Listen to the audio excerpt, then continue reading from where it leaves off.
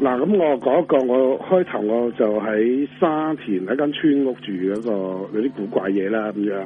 係好啊好啊。咁我哋開頭去住咧，就間屋咧就係我朋友住開嘅，跟住佢話我啱啱就揾緊屋，佢就叫我過去住嗰度你過嚟住啦，你睇下，我睇下，又幾好喎，喺大圍嗰邊嚟嘅。係。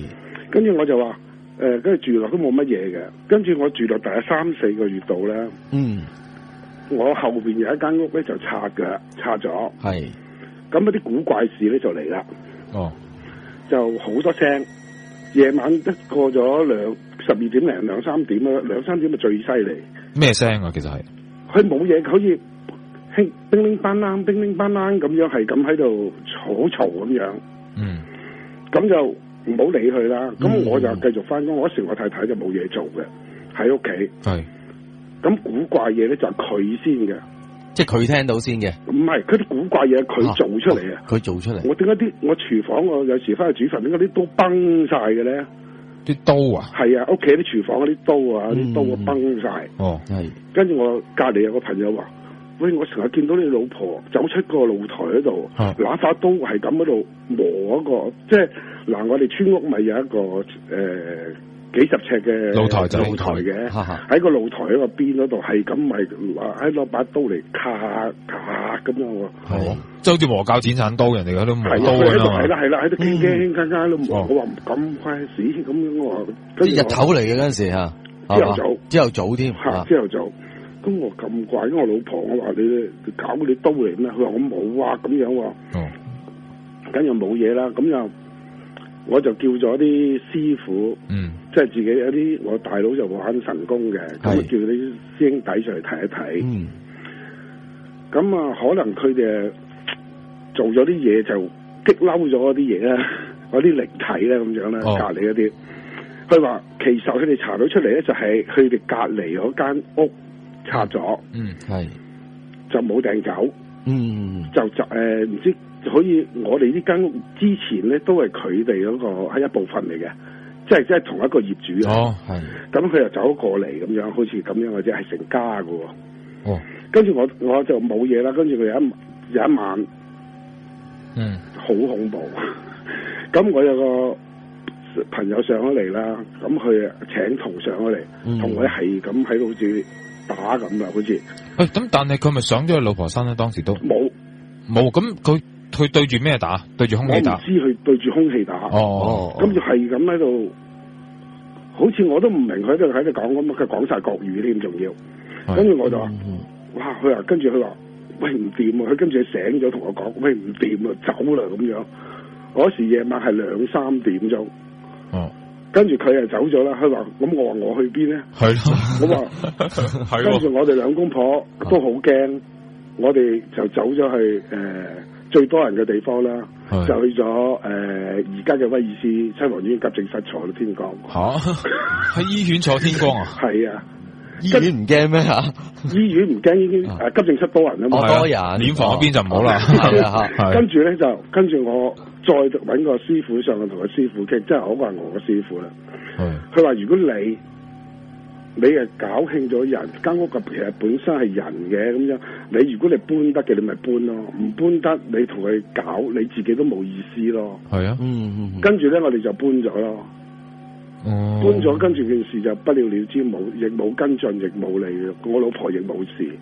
咁但係嗱，你頭先所講係因為師傅嚟到嘅時候咧，就似乎我個師兄弟嚟嘅啫。個師兄弟似乎做咗一啲就得罪咗，已經喺你屋企嘅靈體咁樣係嘛？不過咧，我又覺得有情況係幾相似啦。發生我以前我住嘅地方就係西貢萬公屋啦，我都講過啊，就係因為又係喺度咧整路啊、修橋啊、起路啊，即係原來好麻煩噶，即係話一掘路啊、整嘢嘅說話咧，真係喐到嗰啲朋友噶。係有可能嘅，原來真係，同埋令到嗰大嘅風水都係即刻差咗噶嘛。會噶，係啦，動土係好犀利。係啦，因為一動土，原來我嗰陣時嗰啲村屋咧，因為本身都係有好多嘅祖先，佢哋安咗喺嗰個地方。而家喐啦，咁啊大件事啦，佢哋咪走晒出嚟咯。咁就走咗我屋企啦。係。係噶，嗰陣時即係有師傅計過啊，即係我嗰陣時都見過下啊嘛，就喺個地方，佢就話因為咁嘅關係，一動土出咗嚟，咁佢話唔使驚，我路過嘅啫咁樣，咁但係都見到咯，咁所以我係幾認同啊，一有動土嘅情況係會有問題發生嘅，將會咁樣。第一個咧就係關於我爹哋咧過身前有啲奇怪嘅事，同埋即係佢過咗身之後翻嚟會揾即係揾我咁樣嘅吓。咁咧講話說我爹哋咧就成日要去即係 overseas 做嘢嘅。咁咧就咁咧好奇怪啦。咁有一段即係喺佢出去外地做嘢一段。即係應該咁講，佢有一次咧就去一段比較長嘅時間嘅，即係差唔多要去成大半個月咁樣啦。咁就喺佢離開咗香港之後咧，咁我哋屋企咧就有啲好奇怪嘅事啦。咁咧就我屋企有啲萬年青嘅，突然間咧就成棵萬年青變咗紅色嘅，咁好奇怪啦。係啊，咁跟住咧我屋企咧就養咗幾隻龜嘅。我呢隻龜咧就即係好細隻，啲巴西龜仔咧就一路養到好大隻，就養咗好多年噶啦，養咗差唔多10幾年嘅。突然間咧死晒，一次過3隻。龜都好難死噶嘛？係啊，冇錯，真係唔知咩原因。跟住就係呢兩件事發生咗之後咧，咁我初我媽咪啊嗰啲都唔為意有啲咩特別。點知突然間咧就接到我爹哋嘅死信啊，喺外國。咁咧就即係意外咁樣，即係過咗身啦咁樣。咁其實我呢一點咧都想問一問天翼師傅咧，其實會唔會有啲預兆嘅咧？一個人突然間即係唔喺即係過身啊咁樣。你話你哋嘅預兆啊，定係間屋嘅預兆咧？唔係，即係我爹哋啊，你爹哋佢過身嘅預兆，自己即係會唔會嘅咧吓？即係因為啲龜又咁樣死啦，係嘛？係啊，好突然，棵樹又轉色咁吓。其實我會覺得青咧就成棵變晒紅色嘅吓。因為龜咧喺五行當中亦都屬火嘅，咁如果你話你嘅萬年青都變咗紅色咧，應該係犯咗火煞噶啦。你所講火煞導致到如果你爹哋個五行或者對火呢樣嘢好唔啱啊，或者諸如此類咧，其實會顯化翻落嚟咯。你間屋就會有咁嘅顯象。係有可能嘅，即係話係啦。咁我爹哋過咗身之後咧，咁我就喺跟住嚟嗰個星期之內咧，咁我就晚晚咧就半夜咧我就扎醒咗咧，就見到一個黑色嘅人影咧，企喺我個房門口度嘅。係。咁其實咧我咧就睇唔到個樣嘅，就係見到一個男人嘅影。咁我就覺得好似我爹哋嘅。係。吓，咁連續幾晚咧都見到，但係咧我當陣時咧就又唔喐得，又唔講到嘢嘅。但係嗰陣時我10幾歲咧，我就未知道咩叫俾鬼責啊嗰啲嘢，你知道自己唔喐得。咁同埋咧就見到一個男人嘅影咧，企咗喺我房門口度。咁佢有冇同你講嘢？連續幾晚冇喎，淨係企咗喺度望住你。企咗都有成即係幾分鐘咁樣。係。咁跟住咧就唔見咗噶啦吓，嗰個影就突然間冇咗噶啦。咁係佢離開咗幾耐噶？離開咗幾耐之後噶呢件事？即係啱啱離開冇幾耐嗰個，即係星期幾日？係啦係啦，嗰幾日。咁唔出奇啦，呢啲真係係咯。係啊，跟住咧就不特止見到佢嘅影添，我突然間去摸我啊。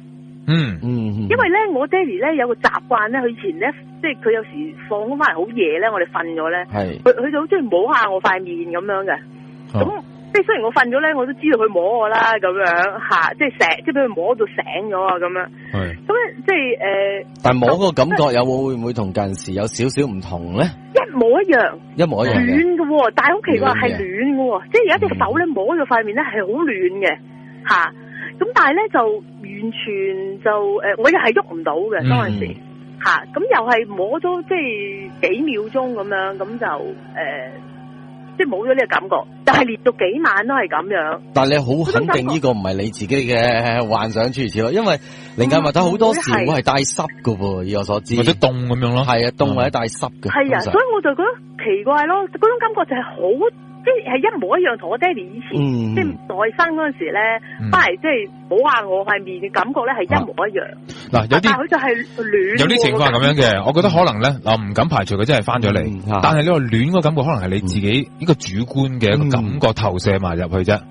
即係你認為爸爸啊嘛，咁你咪諗翻以前爸爸嗰個嘅暖嗰個感覺咯。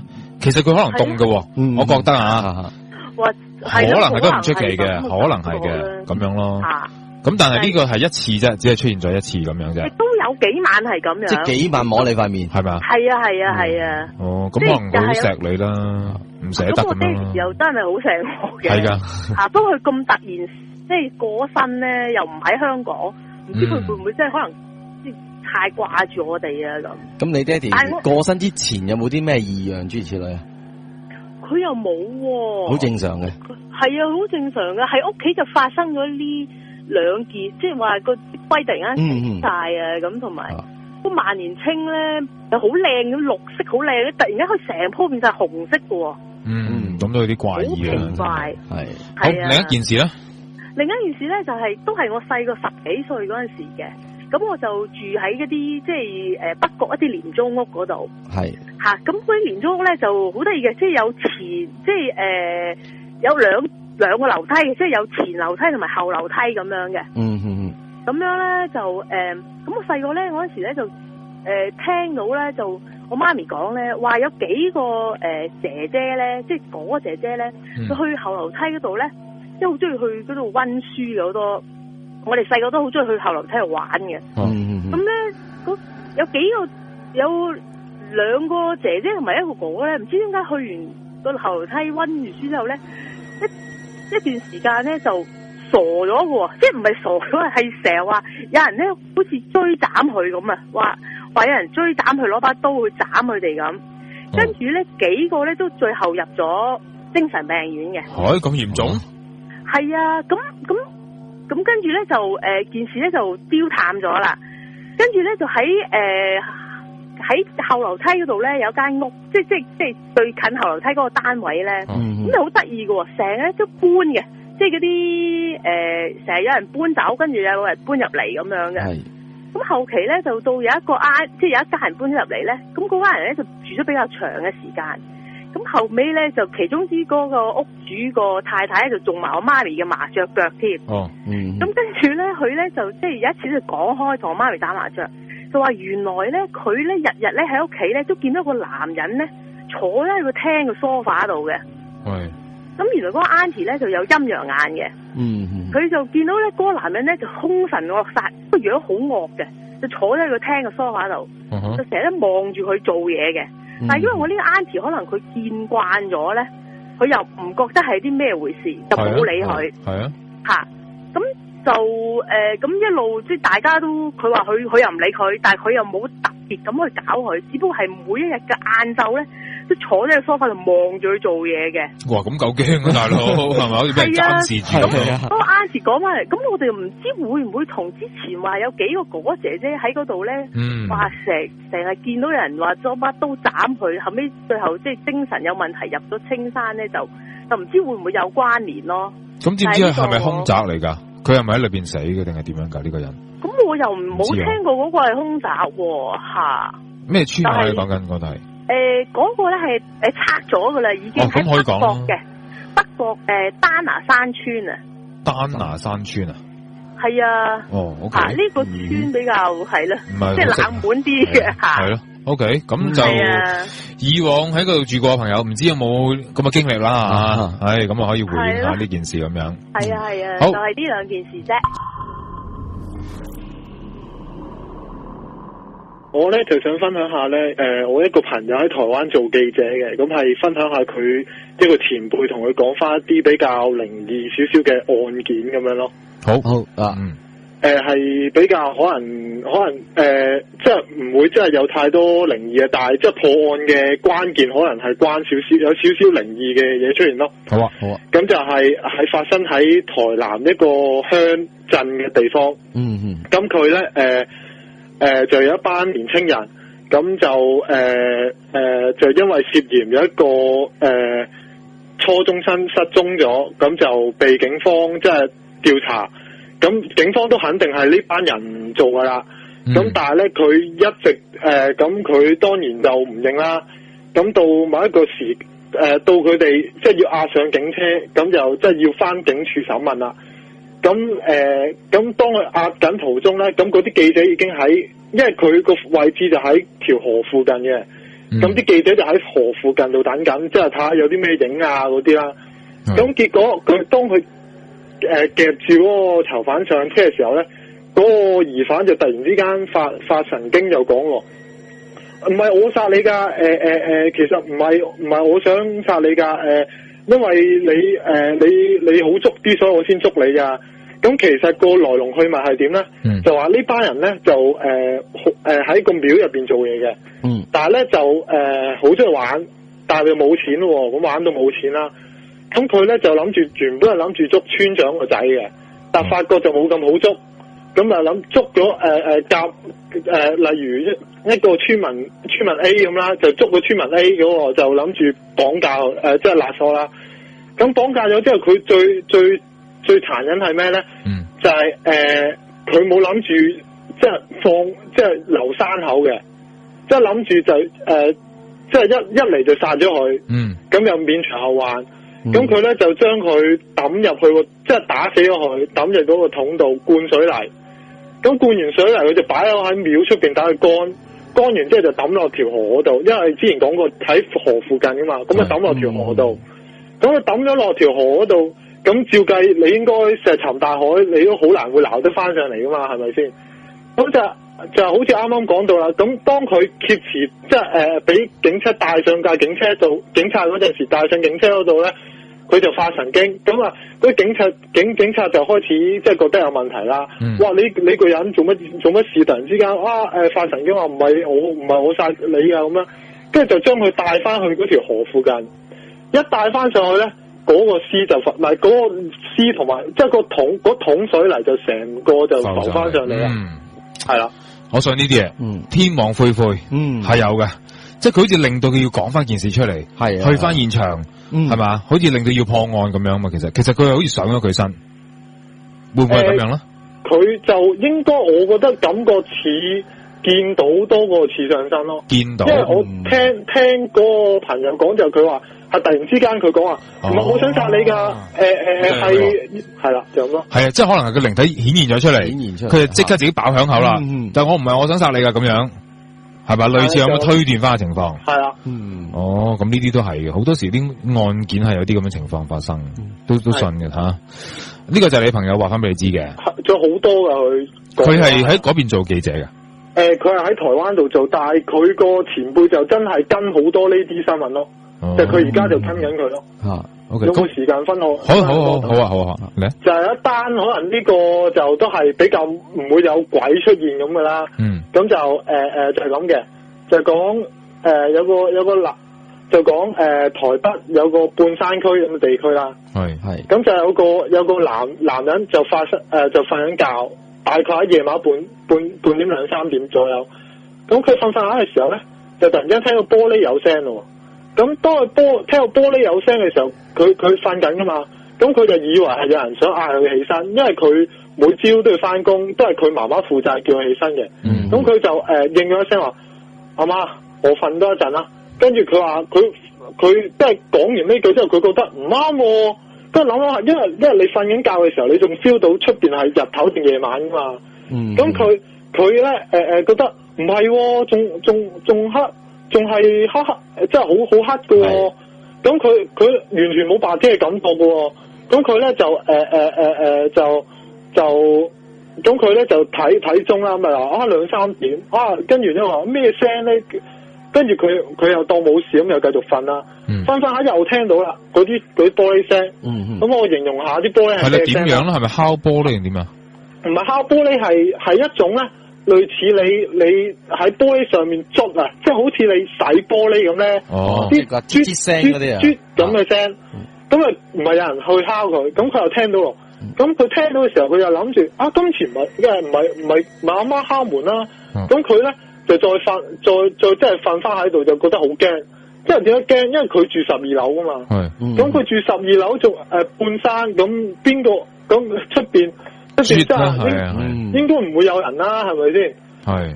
咁好啦，咁都再諗，我等我諗先吓。咁係啦，跟住然之後佢咧就走去睇，就去睇下玻璃嗰度啦。咁啊打開個窗，咁啊諗住望出邊。咁你12樓你都知冇，又山區又冇乜嘢好望噶啦，係咪先？咁佢咧就好望唔望咧？就望隔離咯。佢一望隔離，咁啊睇下隔離有啲咩咧？咁大概就係咁嘅。佢就有個露台，咁佢個隔離都會有露台噶嘛。咁佢咪望隔離嘅露台咯。咁啊佢見到黑蚊蚊，咁啊攞電筒嚟照咯。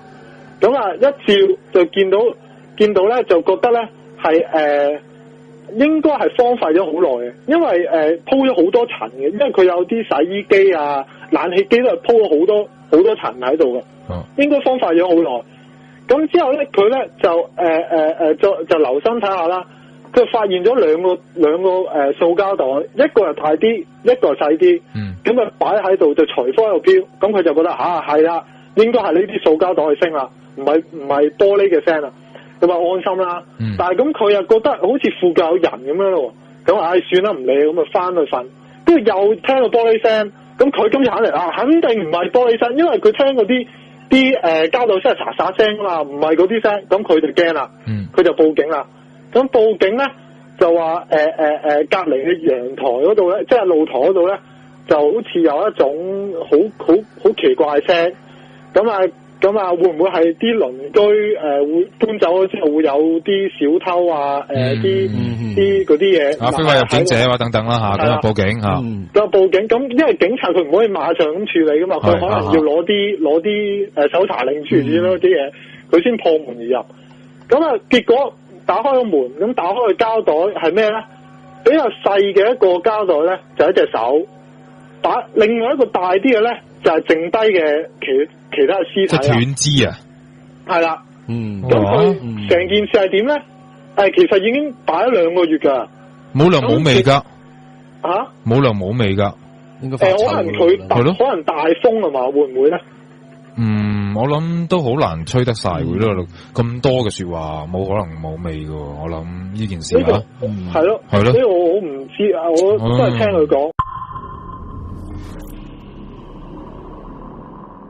我係講關於我妹㗎，佢喺長洲嗰度咧，佢新搬咗間屋㗎。咁佢咧就啱啱住隔離樓嗰邊咧，就有個阿婆住嘅，又係2樓，大家都係2樓嘅。係。咁阿婆另外有個印傭咧，就服侍佢嘅。咁咧，但係我個妹喺11月、10月之間咧，就成日見到有個小妹妹喺度，咁咧就個印傭仲係拖住佢咁一路行一路講説話嘅，傾偈嘅。咁嗰個阿婆咧，佢就將個廳咧就轉咗係佢個房咁樣。咁咧嗰個阿婆咧，佢洗頭啊咁樣剩咧，嗰個小妹妹好乖嘅喎。咁啊坐喺隔離坐喺佢隔離度睇住佢洗頭嘅。咁後尾有一次咧，就係響街。咁我妹翻嚟啱啱撞到佢哋喺街咁啊傾偈，佢話：咦，點解唔見你個小妹妹你個孫女一齊嘅咁樣？佢話：我冇孫女㗎。佢話我得個孫仔啫嘛，間唔中先入嚟咁樣。咁佢話點解咧？咁啊佢以為阿婆咧就冇記性，唔記得咗混淆咗。係啦，我哋個孫都記錯嘅，照計就係啊。佢問佢個印傭，佢話冇啊，我哋淨係得我同阿婆婆住啫嘛，咁冇人㗎咁。咁我個妹話：唔係，我個廳同對住你哋個房㗎嘛。佢話我成日都見到個小妹妹喺度，阿姐姐仲拖住小妹妹行，同佢傾偈添咁。咁佢話冇啊，咁跟住嗰個阿婆唔同佢傾偈啊，拉長塊面走啦，行快啲。咁後尾過咗到11月底咧。咁阿婆就係喺樓梯撲咗落去死咗啦。咁咧佢已經回咗魂噶啦。上個星期係咁咧同見到呢個小朋友有咩關係咧？佢驚啊！佢驚話唔知會唔會佢嗰個小妹妹會走咗過隔離，走過嚟你去屋企嗰邊啊，因為佢個仔都係得9歲，同佢嗰個小妹妹差唔多咁。但係而家個小妹妹唔見咯喎。係咯，咁個小妹妹出現啦，同佢走咗有咩關係咧？呢件事啊，佢同阿婆婆啊，唔清楚啊，因為而家個印傭都好驚啊，日日都開住盞燈瞓覺嘅。佢哋話冇小妹妹喺度嘅。佢近邊度啊？其實你講緊長洲邊度？長洲新街啊，大新街。嗱，因為我哋而家有長洲居民聽緊㗎 ，Sandy 嗰啲啦，住咗好多年㗎啦。新街啊，新街嗰邊。唔係大新街啊。叫大新街。係啊。嗰間屋有冇話啲咩事發生㗎？佢自己間屋就冇事發生喎，不過佢係話最近見到。因為大家廳對廳噶嘛，但係阿婆啊將個廳咧就改咗做房嘅，咁佢好多時見到，咁啊佢問我，佢話即係阿婆未死嗰陣時咧，佢就問我，佢話阿婆講話冇小妹妹喎，佢冇孫女嘅喎，咁我話不如咁樣，佢話好驚喎，佢而且佢又睇唔清楚嗰個女仔個樣嘅，因為佢諗住自己係青光眼又大近視，咁咪望唔到佢個樣，咁咪淨係見到長頭髮啫個小妹妹，咁啊叫佢揾啲嘢遮住佢自己個廳咯。即係斬腳趾避沙蟲啦，唔睇係啦，遮住咗我唔睇啦，唔理啦咁樣。望過去對面啦。OK。驚個小妹妹又會揾翻小朋友玩，咁啊過嚟。因為佢隔籬大家樓對樓係好近嘅啫。但係有冇其他人見到添咧？除咗佢見到呢個小妹妹之外，仲有冇人見到？知唔知？冇啦，佢個仔話想睇啊，佢遮住唔俾佢睇，一間驚佢有望到咁樣。係啦，驚佢走過嚟揾佢小朋友玩啊咁。好啦，咁啊睇下長洲嘅居民啊，關於呢個地方會唔會？係啊，同埋我咧就唔知係咪長洲零舍多呢啲靈體啊？咁我有好耐以前咧，我就有個朋友佢係法國人嚟嘅，咁啊佢借個朋友間屋住，因為嗰間屋咧就冇佢哋搬走咗噶啦，咁咧嗰度係近住有個箭嘴寫天文台，咁啊喺嗰條路仔過去嘅，咁佢咧借咗瞓咗冇幾耐咧，半夜3更佢就成日都見到喺個房嗰度見到有個老人家女人嚟嘅，咁啊喺個窗口個牆嗰度直情行入嚟個房，咁咪由佢個房門就出翻去個廳咁樣，但係道門都係閂住嘅，佢穿牆過壁咯。係啊，佢見咗幾晚噶啦，驚到佢即刻搬走。但係亦都唔知原因嘅。唔知嘅，因為佢個屋主咧，佢都話嗰個女人佢都係法國人嚟嘅，係佢朋友。佢話你都見到啊咁樣。大家都見到係咯，係啊。會唔會係長洲啲屋咧，都係其實起碼幾廿年噶啦嘛，多數都。係啊，間屋好舊噶啦，啲床都係用啲嗰啲蚊帳啊嗰種有用。都唔知住咗幾多手吓，你都唔知有咩事發生過。係啊，佢話好驚好驚，嗰個屋主全家人都搬走咗出香港噶啦。嗱，我哋喺 chat room 上面咧，有啲朋友譬如阿 Sandy 啊，哇，佢都話佢真係住喺大新街嘅，佢自己都住嗰度，佢好驚，而家聽到。係啊。係啊，佢都係住喺嗰度。因為我諗佢都會知道嗰個婆最近死咗嗰個婆，佢喺樓梯碌咗落去嘅。咁嗰個印尼工人話佢喺度洗緊碗，唔知點解嗰個婆會走出去樓梯，平時都係由嗰個印傭扶住佢上落噶嘛。即係話佢死因都有可疑係嘛？係啦，佢唔知自己點解會走咗出去碌落樓梯死咗。OK。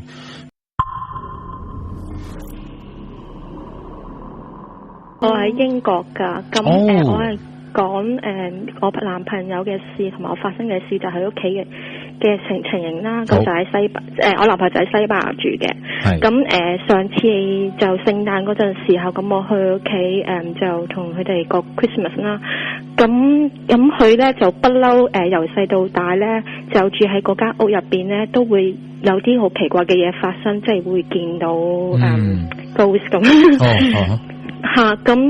有時咧佢會有啲，因為佢個工作間嗰度咧就有啲書架喺後邊噶，咁佢同我講有時佢會見到啲書飛出嚟啦。咁同埋有時我哋咧就 internet contact 嗰陣時候咧，佢都會同我講話有嘢嚟搞佢，就會 hold 住，即係當佢講緊佢哋嗰陣時候就會搞佢隻手，即係 stop 佢打字咁上下。咁嗰陣時我都會覺得會唔會去誇張嚇我咁。咁跟住就到我第一次真係去屋企嗰陣時，係個 Christmas 咧。咁我好記得係第二晚得翻我同佢兩個人喺屋企食飯嗰陣時候。咁佢無啦啦咧就望入廚房，咁我即刻問佢咩事，因為我都好 sensitive 呢啲嘢嘅。咁我就話有人喺個廚房經過，跟住我即刻話你可唔可以唔好講呢啲嘢，你嚇親我啊咁樣。咁跟住之後咁佢都明白到啦。跟住之後因為我唔想去咁諗啲嘢諗得太灰，咁我成日都會特登整到屋企好大聲啊，好嘈。咁直至到大約2-3日後，咁我就即係病咗，就有呢個肺炎啦。咁好唔舒服，就要留喺屋企就瞓覺啦成日。咁過咗幾日咧，咁我都有食到藥嘅，但係咧我唔會覺得我食嗰啲藥咧令到我個人會有迷幻或者即係有啲錯亂嘅思想。咁而亦都同一時間咧，佢亦都俾我傳染咗嗰個肺炎，即係佢肺炎嗰啲 flu 咁樣啦。係嗰啲細菌啊，得感染。係啦係啦，咁佢亦都病啦。咁我哋兩個就唔想大家瞓得咁辛苦，咁我哋就分開床瞓，都係喺佢間房嘅。咁我記得有嗰一晚咧，就係我瞓到大約我估計係1-2點到啦，因為我哋因為咧我哋係閂晒啲窗噶，咁係會好黑，你根本連出邊都睇唔到。咁我就整好微弱少少啲燈，即係街燈好暗咁樣打入嚟咁樣啦。咁其實我係乜都睇唔到嘅嗰陣情形。咁但係咧我瞓下覺途中咧係扎醒，跟住覺得好奇怪，個心好不寧咁樣，跟住感覺到咧有啲嘢咧喺出邊佢嘅房門口咁樣，亦都感覺到係一個女人。跟住咧咁我好驚啦，即係因為當時嗰陣時候咧，我係冇任何中計，都唔識得諗咩菩薩啊或者 Jesus 嗰啲嘢嘅。咁嗰一刻咧，我就心諗點解咁驚咁嘅？跟住之後慢慢感覺有啲嘢行緊埋嚟，由我個床尾嗰度。咁嗰陣時候，我亦都唔知道咩叫做話係咪話俾鬼責嗰啲咯。咁我就感覺到好似有啲嘢咧係喺我隻腳度，好似啲指甲拮落我隻腳度嘅感覺咯。係真係痛痛地嘅。係嗰種痛，我唔識講嗰種痛係點，我唔識講嗰啲痛係點啊！但係淨係得我左腳嘅，係有少少好似刺地麻刺鼻嗰種，但又唔係麻痹咁樣，係淨係一個部位。咁嗰一刻我係好驚啦，即刻諗住嗌我男朋友個名，同埋即係咁想嗌佢 get help 咁樣，但我都係講唔到任何嘢咯。跟住我好驚，即刻話我要甩佢，我要甩佢，我要甩佢。跟住之後即刻跳上去張床，拍醒佢話我好驚咁樣。咁佢又病得唔舒服，又唔知咩事。咁我跟住，因為我驚唔知會唔會話搞到再嚴重，咁我就唔敢講，係咁流汗，好驚咁諗到第二日先至同佢講咯。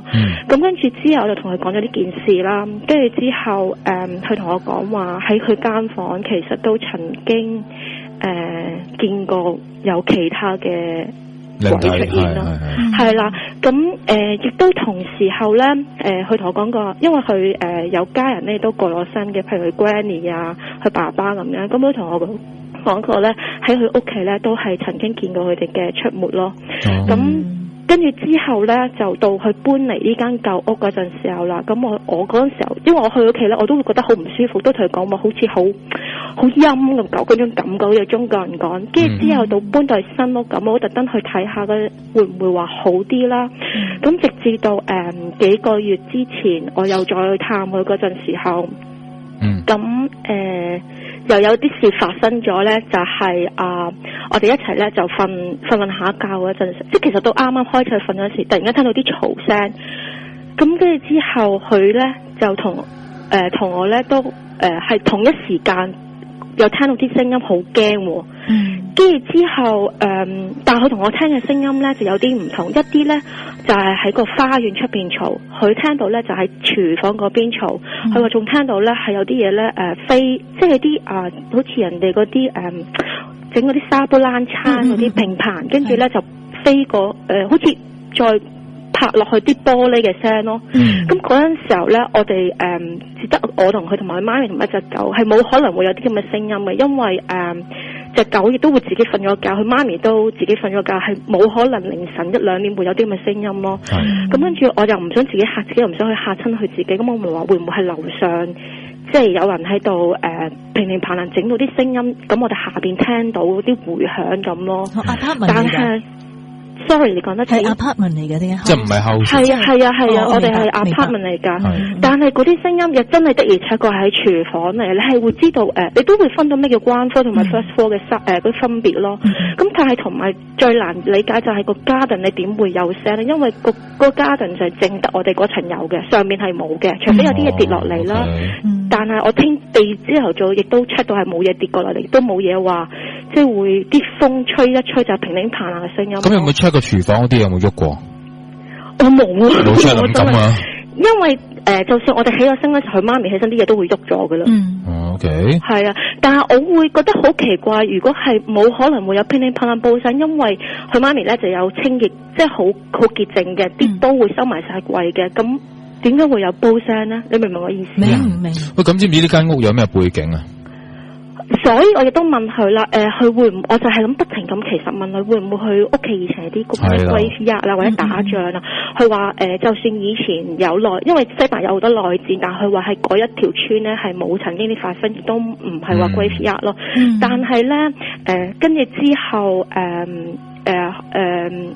我有諗過會唔會就係因為其實佢引咗啲嘢係關於佢自己本身咯，因為佢以前細個咧就都呢個時候都有㗎，佢成日發夢見翻佢以前前世嘅嘢啊。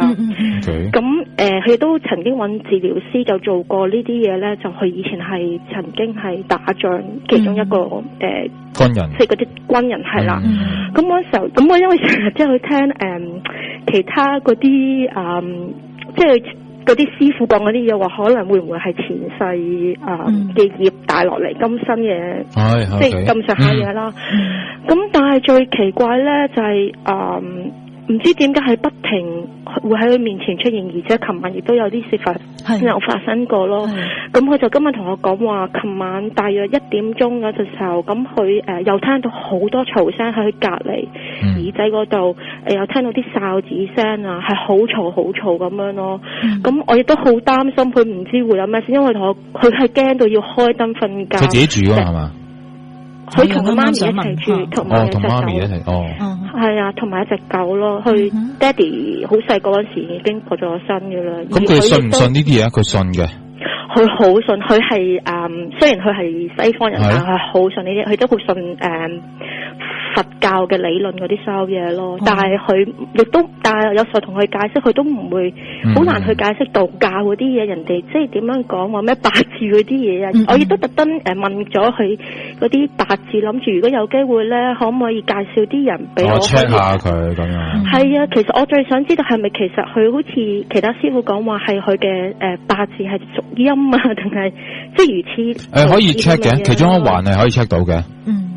八字有機會 check 到嘅，即係同埋 check 埋你嗰段期間係咪有機會接觸呢啲嘢咧？咁係可以 check 到嘅，其實係得嘅。係啊，但係因為咧，我每一次去即係我去舊屋咧就好過，就係住咗都係一段時期嘅啫，去過一次。我係好唔中意嗰度嘅，咁去到新屋咧就會好似好啲，但係咧其實我都會覺得好不安咯，所以我就係唔知係佢本身係身邊有嘢環繞佢啊，定係因為佢哋住個地帶係好多曾經發過即係發生過打仗啊，定係有咩事咯？但係最恐怖嘅時候咧，有時同佢食下飯咧，佢無啦啦啲眼神咧，即係好令你嚇一驚咁樣，無啦啦呆咗咁樣喎。咁你又唔知問唔問佢好喎？佢又有時同我傾下偈咧，又同我講話即係嗰啲高手捉住隻手唔俾佢打字嗰啲嘢咧，搞到佢驚到佢話佢唔玩啦，佢要修煉我啦，佢話遲啲再揾我啦。佢又唔即係我會好相信佢為人，佢唔會為咗呢啲事嚟嚇我啦。即係大家係唔會做啲咁嘅嘢㗎咯。嗱，我覺得咁樣要分清楚，第一精神狀態問題要 check 先呢一樣嘢。嗱，當然你會知道佢應該唔會有事嘅啊！我自己男朋友有冇精神病，我點會唔知啦？有事係唔知㗎。因為幻聽同埋幻覺咧，自己係唔知㗎。係 hidden 嘅，有啲係咪？所以唔好介意去處理下呢樣嘢先。係啊，首先第一件事係啊，我都有明白，我都有去好理智去即係即係諗呢樣嘢咯。但係就係因為其實每一次即係佢好多時見到嗰啲咧，就唔係佢個嫲嫲，就係同一個男性，同埋係好多時去瞓下覺到1-2點嘅時候，就會有時咧就好似有啲聲好嘈喺個耳底咁樣聽到咯。而我又試過喺佢屋企又。即係我醫生，我諗我真係第一次俾鬼壓。即係你都有經歷啦，咁係咪？好嗱，我哋俾到個方向你諗啫，其實係咪？OK，咁嗱，所以我會覺得嗰樣嘢係啦，係一個回應啦，即係係唔係精神有問題嘅嗰樣嘢啦。另一樣嘢你可以真係揾啲師傅去 check 下嘅，即係究竟佢係前生帶落嚟啊，還是係點樣去惹到翻嚟啊？定係間屋咧係可以有幾個方向嘅？其實係啊，係做得到嘅。不過因為佢係外國人嘅問題，或者你可以幫佢 check 下嘅。如果你知道佢時辰八字嘅話，係得嘅。係因為咧，佢嫲嫲同埋佢爺爺都係喺自己屋企所謂中嘅枉死，係咪叫做？即係突然之間死咗嗰啲，唔係話安詳嗰啲㗎。咁而且佢嫲嫲，佢同我講咗一啲事咧，就佢嫲嫲對佢某啲嘢好執着，就同佢有啲唔好嘅事發生過咯。咁佢同我講咧，佢嫲嫲上年即係佢上一個 flat 嗰時候咧，係出現過好多次嘅。即係翻嚟好多次。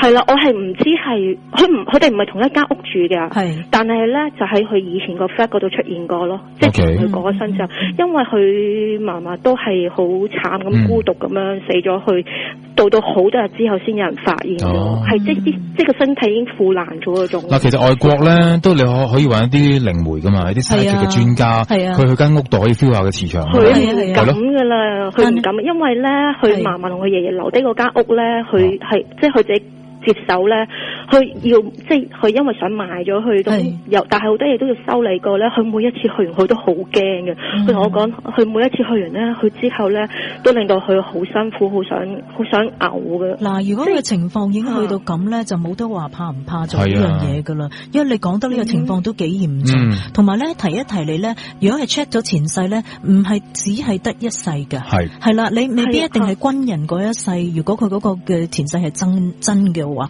所以咧呢個要 check 多幾次噶，有啲人有好多世噶吓，咁呢樣就提翻你嘅吓，係冇？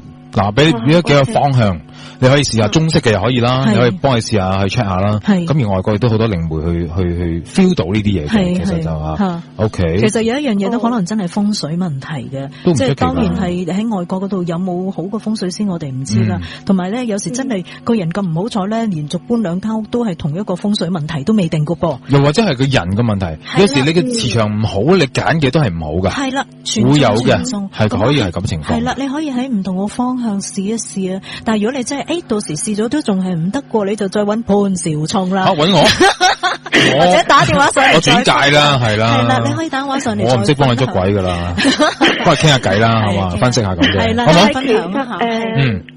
sorry，但係其實我有時諗緊會唔會因為佢同我講佢好細個嗰陣時候咧，就喺佢舊屋嗰度咧已經有嗰啲俾鬼即係騷擾過咧，唔知會唔會好多長年時期咁樣帶咗啲舊去身咧？因為佢哋中國人唔係即係西方人，唔好似佢中國人咁做咩拜屋啊，即係拜四個係啦。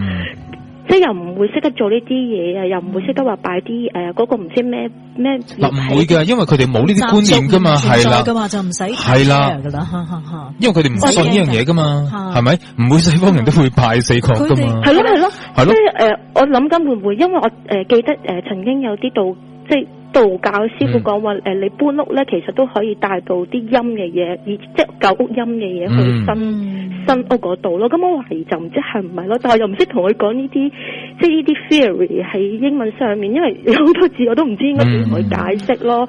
咁所以唔係冇可能，即係咁講吓，你真係帶咗啲嘢跟身，唔係冇可能嘅。咁但係咪同拜唔拜4個有關係咧？就唔關嘅，因為佢哋冇呢一種嘅觀念噶嘛，基本上。但係如果你真係覺得唔放心咧，佢哋另外一個做法就係 blessings 咯，或者有請神父過去 blessings 啊，咁做 blessings 嘅嘢咁啦。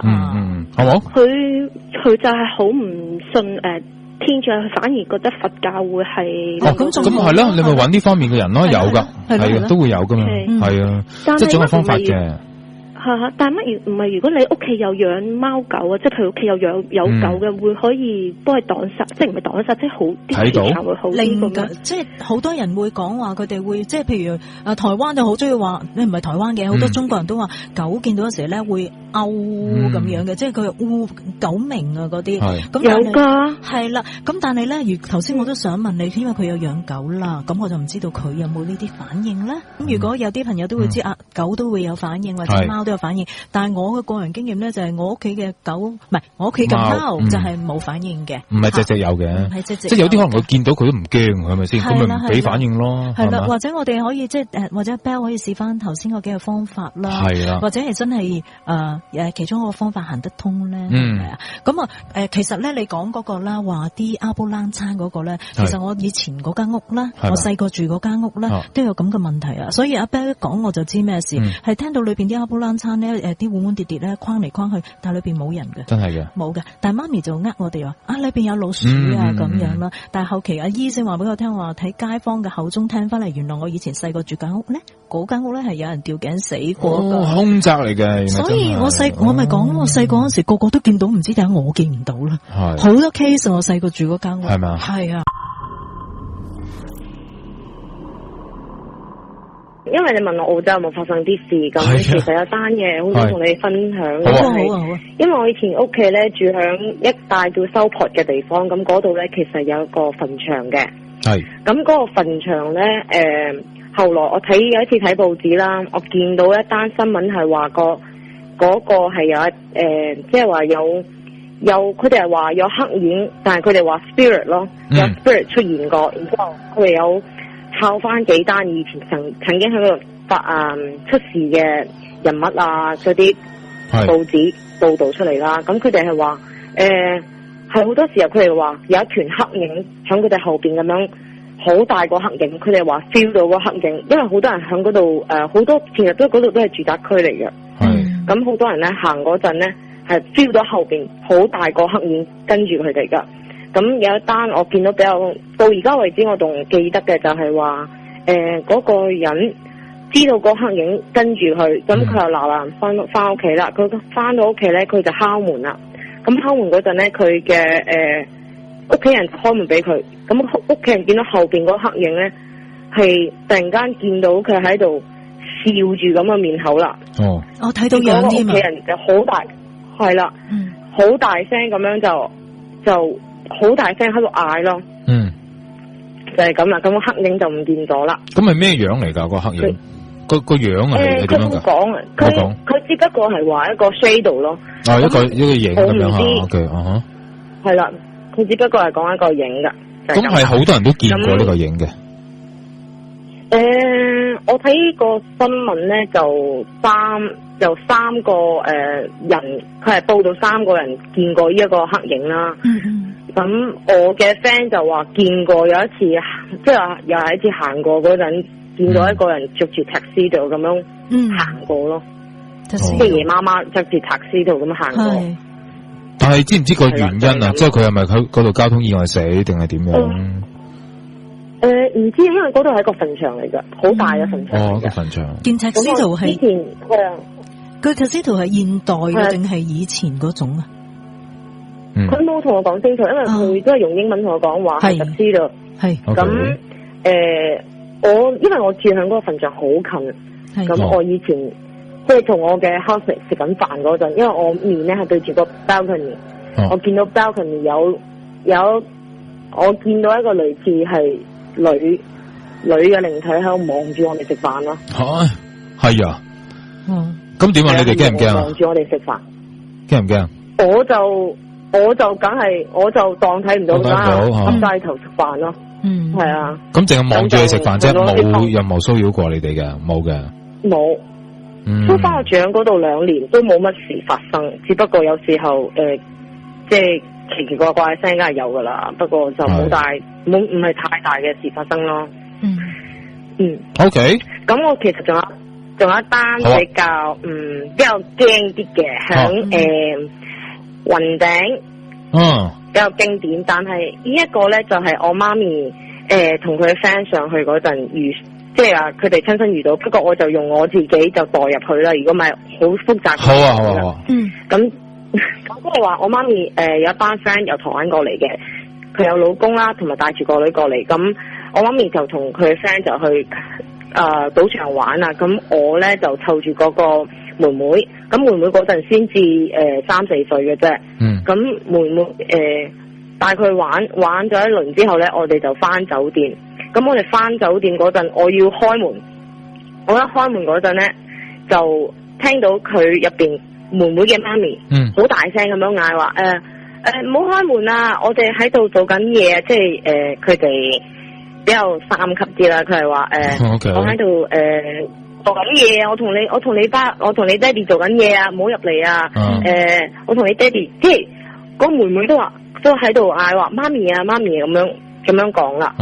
咁我心諗就哇，大佬我都唔係即係咁嗰個人，我媽咪同我講話，嗰個人係心諗話唔需要咁大聲講㗎。咁叫話好啦，你哋要做啊，你做飽佢啦。咁佢哋就響電梯前面嗰個凳，即係有個凳係俾佢坐住嘅。咁佢就坐住啦。咁我唔知坐咗幾耐啦。咁就電梯一開門，嗰個媽咪同埋爹哋有電梯嗰度行出嚟。好。咁裏邊嗰對夫婦咧，就係話啦，後來佢哋入去即係好驚啊！佢哋唔敢入去，佢哋唔敢入去，因為佢哋聽即係佢哋即係轉述翻嗰陣，佢哋已經嚇死啦。佢哋唔敢入去，佢係即刻叫交威。佢話一定要2-3個男嘅上嚟先。2-3個男嘅上嚟，然之後嗌佢哋開大個門，然之後開大個門，然之後嗰個台灣女人都識少少，即係話佢一度開大個門之後，佢就大嗌啦。可能佢係覺得咁樣會嚇到佢哋，然之後就大嗌，然之後佢哋快快執嘢就走咗。嗱，係肯定聽到個聲係自己爹哋媽咪嘅聲嚟嘅。有冇機會係因為嚟咗有認錯啊？係啊。嗱，第一咧，其實嗰個我所謂嗰個我咧，其實係嗰個台灣女人嘅細妹嚟嘅。咁個細妹唔會認錯家姐個聲，同埋嗰個女女都唔會認錯媽咪個聲咯。明白。呢個比較驚啲咯。咁但係，哇，有冇可能有人用咗佢哋個房咧？其實嗬。係啊，因為坐咗出去 lift 口啦。即係我意思係，佢上嗰個 lift 口嗰陣。冇人嘅。坐喺 lift 口嗰度冇人嘅，咁當佢哋即係話知道之後，佢哋冇落去就係即刻打電話嗌落下邊嘅人上嚟，然之後咧就開大道門咯。咁你話其實我覺得最大嘅問題就係話，如果當個女女同埋嗰個妹妹都係認得出嗰個係自己人把聲嗰陣，我覺得都好大都冇得懷疑啦，因為有2個人同時證實咗嗰把聲係佢哋啊嘛，咁可信性會比較高啲。都係嘅，都係嘅。咁再加上你講雲頂係咪先，都唔出奇啦，係咪呢個地方太多靈異事件發生啊！大概諗10月尾到啦，我哋一行8人，大概12點半至1點零鐘到啦。咁就嗰時冇乜嘢做啦，咁就上咗去灣仔船街，咁就去探險嘅。咁就我哋一行8人入咗去，咁就基本上咧入咗去已經入唔到去噶嘞噃。我有辦法，嗱，聽日講埋先。係嗱，你係真係入到去裏邊噶係嘛？意思係啦，我明啦。聽日講埋先。好，係啦，咁就大家都知嗰度鎖咗噶啦。係，綠色閘都鎖咗噶啦。係啊。咁隔籬咪部白色埲牆嘅。咁其實咧，大概我諗嗰埲牆有1樓咁高度，矮翻少少度啦。咁就其實爬，我哋一行爬有女仔喺度嘅，咁就爬過去。其實好易爬嘅咋，好易爬嘅咋，爬入去咧。咁你爬咗落去咧，上面基本上咪有度膊嘅，即係咪上面埲牆嘅？有咁就搵一個人坐咗喺度。咁我哋就喺度接住啲人落翻去咯。其實好易入到南固台噶。咁落到南固台下低咧係有人擺，因為我哋咧，我本身第一次去噶。咁就其實咧，佢下低落嗰個位咧，有嚿石擺咗喺度噶。就俾你晾住咁樣就可以。係啦，就唔知點解。咁我哋一行8人入咗去啦。基本上入咗去，交係非常之大噶。咁就入咗裏面，入去咧係漆黑一片噶，同埋入去咧一定要有電筒先望到所有嘢嘅。係。咁就我哋行咗地下一層先啦，咁就出咗花園。咁其實隔離咪仲有一間荒廢咗嘅學校叫新路奇書院嘅。係。咁其實咧，咁就因為其實我朋友之前都去過噶啦，咁就我就話我想入學校度睇成班。咁就基本上咧嗰度咪個花園嘅。係。花園嗰度咧，隔離咧係連住學校，我哋就諗住攬過去啦。咁就我哋一行8人就喺諗方法點樣攬過，其實好闊㗎，我諗大概1字馬咁闊度啊。我哋本來想攬過學校度睇嘅，但係其實都唔得。跟住我哋就翻轉頭睇下有冇揾啲板啊，或者啲嘢可以過到去間聖路奇書院。咁就都唔得。咁其實我哋就上咗1樓度睇啦，睇下有冇揾一啲嘢啦，咁樣啦。咁跟住，其實佢而家裏面啲房咧，應該就有啲裝修工人喺度整嘢，因為我知道咧，裏面有啲漆油啊，有啲木板咧擺咗喺度噶。同埋以我所知咧，咁就佢2樓基本上聽咗我朋友話咧，2樓上3樓咧，佢嗰條樓梯已經俾人剝咗噶啦，拆咗噶啦，樓梯嗰度已經。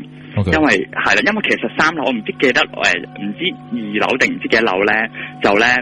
其實過到去嗰間學校噶，就唔知點解俾人拆咗。咁後尾我哋都冇辦法啦，落翻去啦。咁落翻去都諗住，都冇我哋就出翻花園睇啦。咁好啦，去到呢度嗰時，我哋8個人咧就諗住走嘅。其實我哋入去嗰時係好大風噶，即係我哋咧未入去嗰時係好靜嘅。咁就入到去嗰時咧，啲樹咧搖得好犀利，吹得好犀利啊。係啦，咁同埋。就到我哋出翻花園嗰陣時咧，我哋都諗住過唔到佢算啦，行程就咁咯。好啦，我哋諗住出翻嗰時咧，就聽到知唔知你其實有冇入過去噶？潘生，我有入過去，但係唔係入到好深入啫，因為入緊去嘅時間已經俾啲裝修工人趕翻出嚟啦，已經係。哦，咁樣。係啊，係啦。我只係去到出邊嗰個嘅噴池位嗰個地方啫。哦，咁樣。係啦。其實你咪知嗰度咪個花園嘅。係啦。我哋一行8人咧，個個聽到係有，因為嗰陣好大風啊，我唔知有冇聽錯啦，8個係聽到有啲角4下聲，係敲門嗰啲，唔係高踭鞋。哦，高踭鞋啊。係啦，咁我啲朋友就話，大風啫，啲木板吹啊，你知啦，可能有人裝修，有啲工人擺到唔出奇。係啊。咁之後我哋諗住爬翻出啦，跟住我哋8個一齊又聽到角咁嘅聲喎，潘生。我完全出翻，我哋諗住出翻去咧，我哋肯定咧係聽到高踭鞋聲嘅。同埋我哋走嗰陣時咧係好大風噶，零舍排翻出去嗰陣時咧係直情好大風，啲樹搖得好犀利咁樣噶。咁嗰啲高踭鞋聲喺你哋周圍咁樣？嗱，我就唔知肯唔肯定高踭鞋聲，但係你如果佢咁啱佢有聲嗰時咧，啲風係聽到啲風聲噶，呼聲噶。係啦，聽到係角，係越嚟越行得近噶，因為你咪知花園咪落嚟2級石級嘅潘山。係。咁我哋就企喺嗰個位咧，諗住睇下有冇方法過到對面啦。咁之後我哋諗住走啦，係就係聽到咧係角咁嘅聲噶。即係總之有風就會聽到個高踭鞋聲，係咪啊？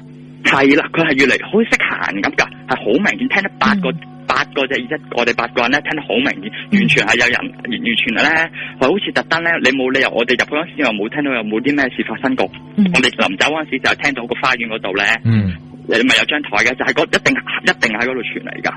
OK，一定係有物體喺嗰度噶，我信噶，係啦。